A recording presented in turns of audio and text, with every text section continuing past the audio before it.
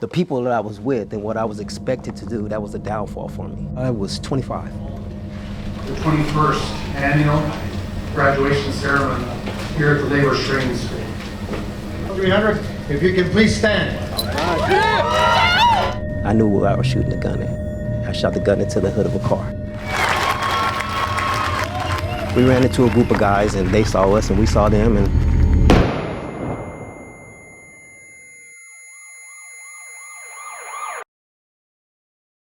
I mean, I wasn't a three-striker. They just said, you know what, this guy was in the military, this guy's in a gang, this is the second time he had a weapon, one day he's gonna kill somebody. And so they said, you know what, you got 10 plus 5 plus 2 plus life. And they put me down there. Though African Americans make up 13% of the population, in the prison system, African Americans make up nearly triple of that, so 37%. I intended to shoot to scare, to put fear so we can get out of there safely. California prison is terrible. It was an eye-opener. I never believed I was gonna stay for the rest of my life. I didn't even shoot anybody.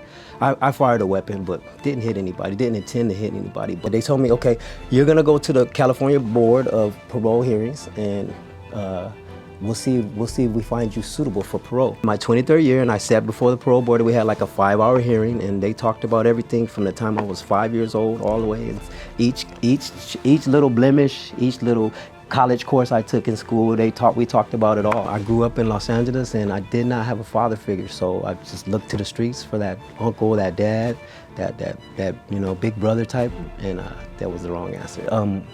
Dashka Slater, she did an article in the New York Times Magazine about the day that I went to my parole board. That was probably the worst day I've ever experienced. April 24th, 2018. I mean, could you imagine being locked up in a prison for 25 years, rightfully so, because you did a crime, but could you imagine getting out and saying, okay, thank you, after 25 years, the world has changed, everything has changed, now you're free to go, bye.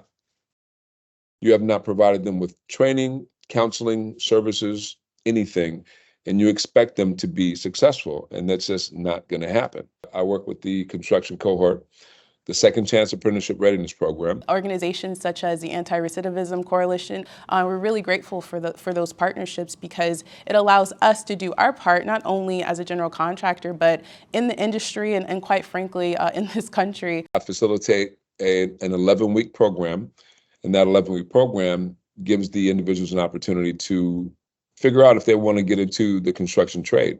So at the time, I was managing the diversity and inclusion requirements for a project with a 70% local hire goal, astronomical, unheard of, and us being PCL, we're like, yeah, we're gonna take this on. With meeting that requirement, James's resume came on our desk, so to speak. Had his background on, you know, going through the Anti-Recidivism Coalition. The referral came through from ARC. We were able to sponsor him into the laborers union. So we submitted our sponsorship letter to Local 300. That following week, he started as first-tier apprentice laborer on our project.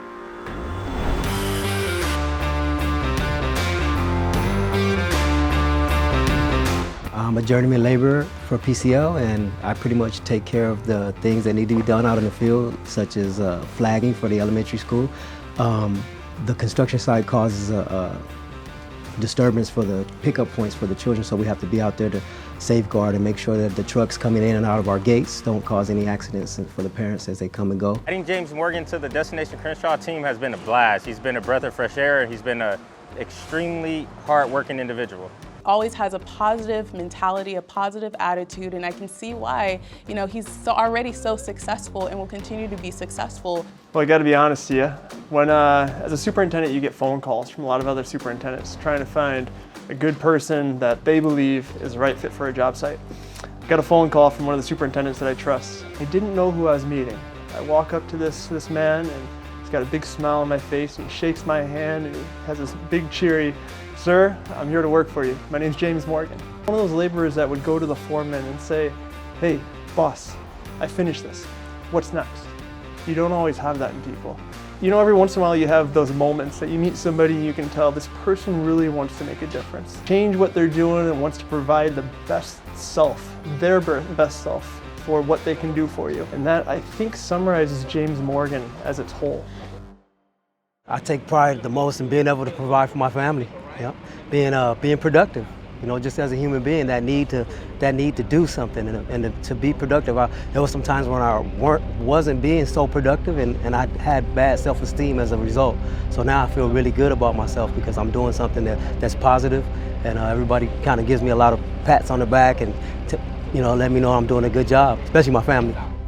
Witnessing James graduate, to see and know his journey and to witness that experience was very moving and quite frankly emotional. So awesome to hear.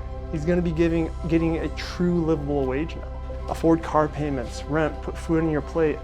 He's setting himself up for what the next 20 years of his life is going to look like. To see that sort of a change, to see that sort of a mental, emotional, and spiritual change, it's not even about the money at this point. It's about being able to see a man or a woman progress to a point to where they've now realized their full potential. Thank you all for coming out today, braving the rain. But we're here for this, for you, to celebrate you, the 754 of you that had the fortitude, the vision, and put in the hard work to finish your apprenticeship. It's easy to get let off the job and you get back on the bench and you go find another job, but James is still with PCL. He has only worked with PCL, and so we're really proud of that. People involved with helping me to get a career in construction as a laborer, starting with ARC, the Anti-Recidivism Coalition, helps with the placement of construction jobs, and they also help with mental health and self-help. And then last but not least is PCL, who have been really huge for myself and my family, who provided me with a career and steady employment for the last 3 years. I love that sense of belonging that I get by coming here from the people that I'm surrounded by. I'm very thankful.